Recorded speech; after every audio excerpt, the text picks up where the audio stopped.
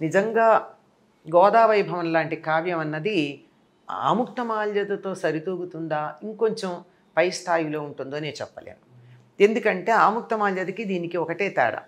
ఆముక్తమాల్యదలో శ్రీ వైష్ణవ సిద్ధాంతాన్ని ప్రతిపాదించటానికి గోదాదేవి కథతో పాటు అనేక మంది కథలు చేర్చారు. మాలదాసరి కథని, అదని ఇదని ఇవన్నీ ఉన్నాయి కదా. కాండిక్య కేసిధ్వజ ఇతివృత్తాలు ఇవన్నీ ఉన్నాయి. అంటే అసలైనటువంటి కథకి వైష్ణవ సిద్ధాంత ప్రతిపాదనలో గోదాదేవి కథ ఒక భాగమైంది.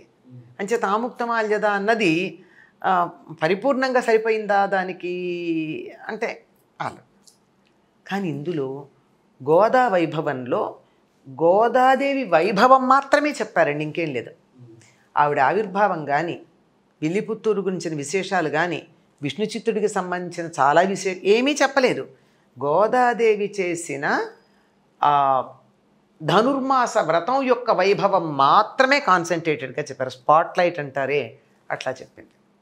30 అధ్యాయాలు, ప్రతి అధ్యాయంలోనూ 30-32 శ్లోకాలు పద్యాలు ఉంటాయి.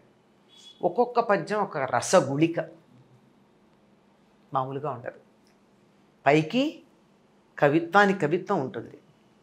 ఆధ్యాత్మికమైనటువంటి సాధనా మార్గంలో పాంచభౌతిక శరీరంతో ఉన్నటువంటి ఒక జీవి ఆ పాంచభౌతికతని అధిగమించి పూర్తి వెలుగు ముద్దై భగవంతుల్లో కలిసిపోయేటటువంటి సాధన ఏమిటి అన్నది చాలా క్రమంగా చెప్పారు. సశరీరంగా కలిసిపోయింది కదా గోదాదేవి. ఈ శరీరం ఎలా వెళ్ళి విగ్రహంలో కలిసింది భగవంతుల్లో? శరీరం ఏమైపోవాలి, ఆగిపోవాలి కదా. వెలుగు వెళ్ళి కలవాలి. మనకి ఎక్కడన్నా చూపిస్తే ఎట్లా ఉంటుంది, మన సినిమాలో కూడా చూపిస్తారు.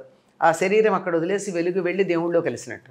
ఈవిడ అట్లా కాదే, శరీరం వెళ్ళి విగ్రహంలో కలిసిపోయిందే సశరీరంగా. అది ఎట్లా జరిగింది? ఈ శరీరం అన్నది అంతగా అందులో ఉన్న పాంచభౌతికతని క్రమక్రమంగా అలా వదిలించుకుంటూ వెలుగు ముద్దయిపోయి వెళ్ళిపోయింది. ఇది ఇలా అవడానికి సాధన ఏం జరిగింది అన్నది అద్భుతంగా 30 రోజుల సాధనలో మనకి తెలియచెప్తారు.